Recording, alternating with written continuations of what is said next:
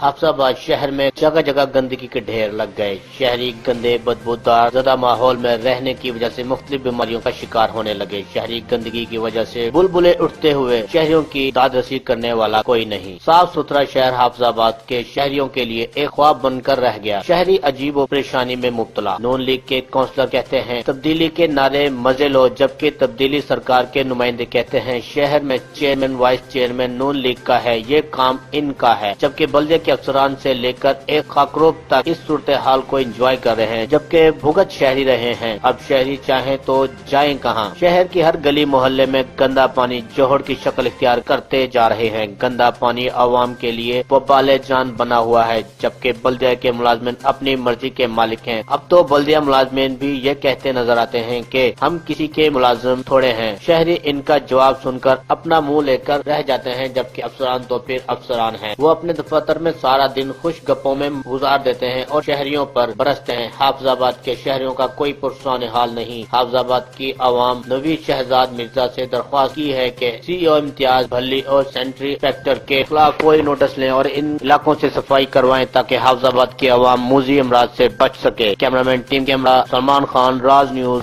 Hafizabad.